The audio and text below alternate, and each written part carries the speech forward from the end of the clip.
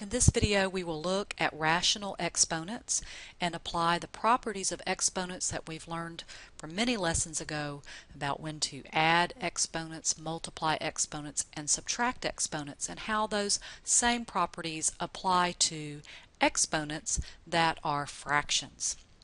So let's just begin. We want to evaluate these three problems, and notice they have exponents that are fractions. Well, just like on the previous video, we learned how to change those exponents to radicals.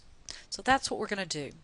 Remember that bottom number is the root and the top number is the power. So since that's a 2, that's the square root of 100 to the first power.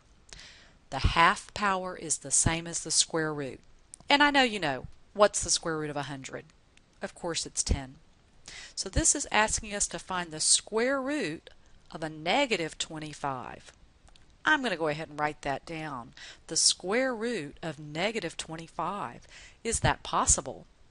No, this is not real.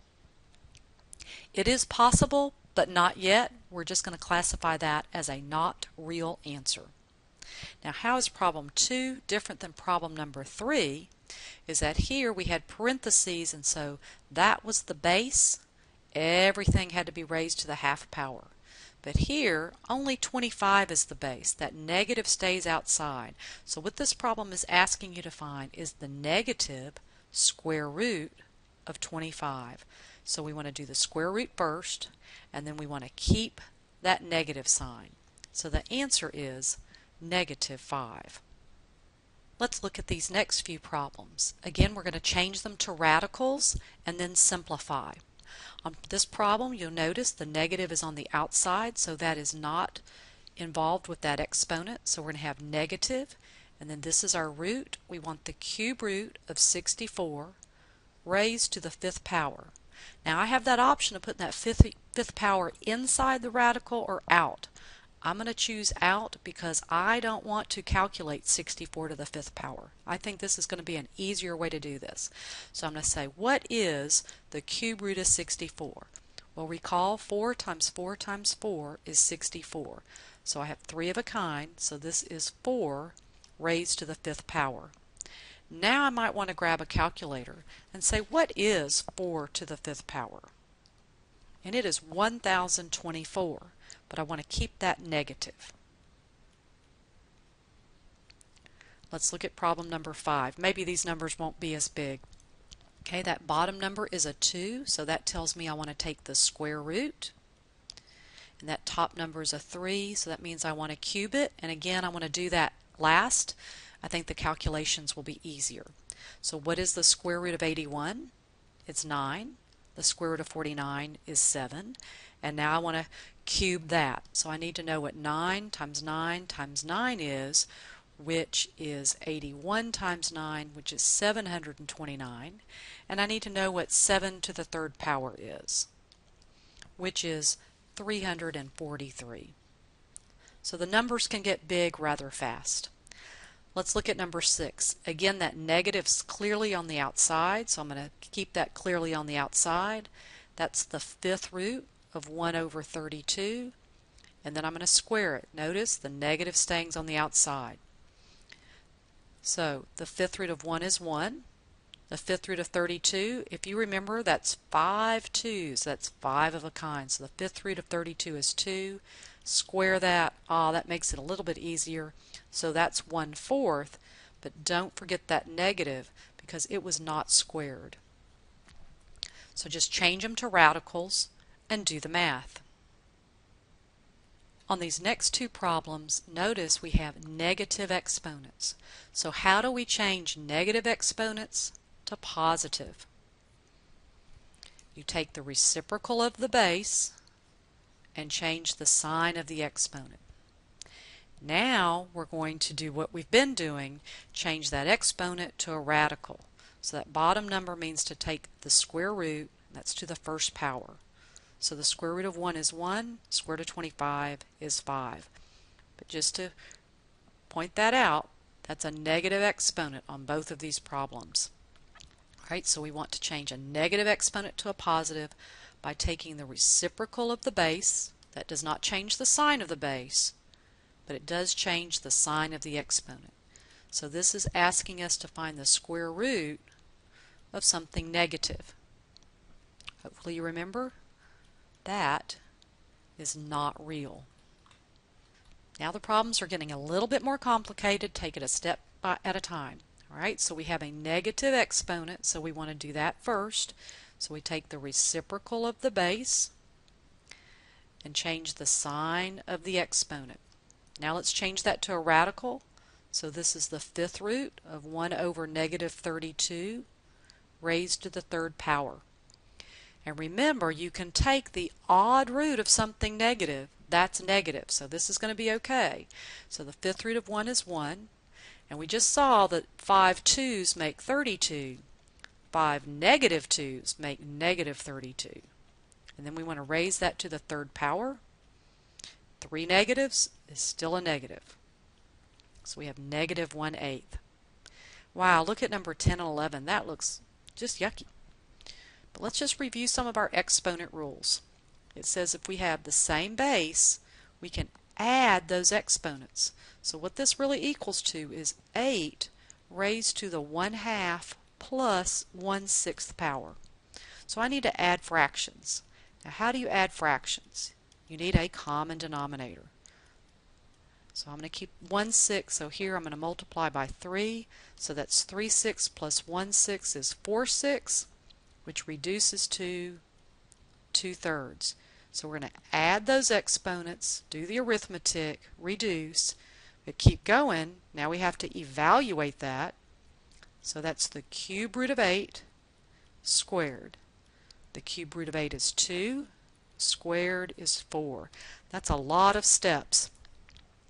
So we have to remember our rules of exponents, keep the base, add the exponents.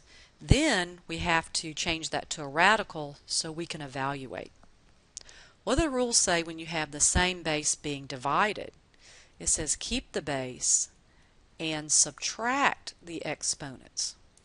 So since we've just did this math, we know that that's 3/6 minus 1/6, which is 2/6, which reduces to 1/3. So we have 8 to the 1/3 power, which is just the cube root of 8, which is 2. So again, don't forget your basic rules of exponents. When do you add exponents? When do you subtract exponents?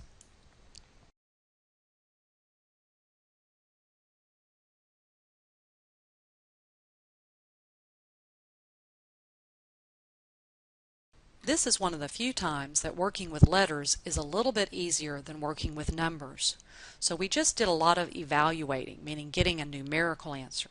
But now we have variables. And it says we want to simplify this and all answers should have positive exponents. Okay, so this is going to emphasize those rules we were just stating. If you have the same base being multiplied, you keep the base, and what do we do with those exponents?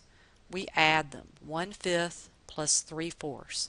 So we just need to come over here and do that basic arithmetic, find a common denominator, which is 20. So I need to multiply this one times 4, so that would be 4/5, and this one times 5, so that would be 15. And I think I said fifths, I meant 4/20 plus 15/20, so that is 19/20. Can't reduce that. This is just x to the 19/20. That's all you can do. Our answer has a positive exponent. It's ugly, but it's not hard. Now here, we don't really have the same bases. We have a lot of things multiplied, but notice that this half goes to everything inside here.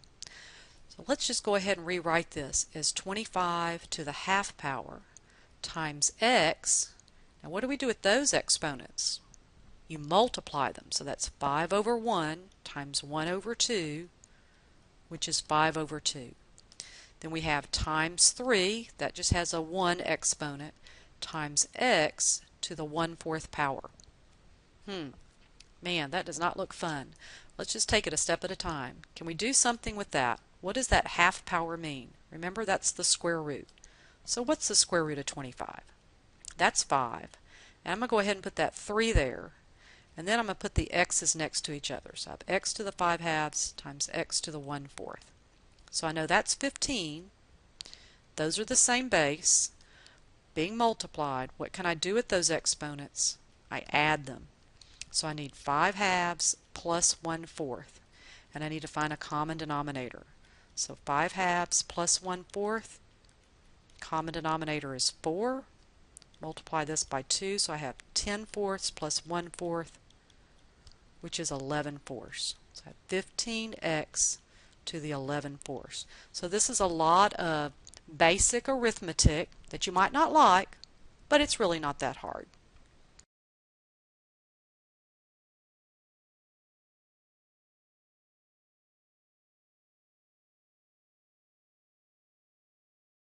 And here's our last example. And you're going, no way. Yeah, you got negative exponents and fractional exponents, all kinds of things. Let's just take it a step at a time and go back to what we did a few lessons ago. Let's take anything that has a negative exponent and move it. And that's the only one I need to move. This 5 is just a negative number. It's not an exponent. So these two things stay. This one stays. This one stays, and now we have an x to the positive 2 in the bottom. Now let's take it a step at a time. Can I reduce that? Sure. That's just negative 1/2. What about those two things? Those are the same base being multiplied, so we're going to keep the base and we're going to add those exponents. Let's do that. 1/4 plus 2/1. Common denominator of 4. So that's 1/4 plus 8/4, which is 9/4. Alright, so we've done the x's and the numbers. The only thing that's left are the y's. Remember, that's to the first power. So what can we do when the same bases are being subtracted? Keep the base and subtract the exponent. And you should know that 1 is bigger than 2/3. So I'm going to keep the base on top and I'm going to subtract 1 minus 2/3. Common denominator of 3. So that's 1/1, that's 3/3, so 3/3 minus 2/3 is 1/3. So you're using the same rules, but just with a lot of fractions and recalling the negatives. You can do it.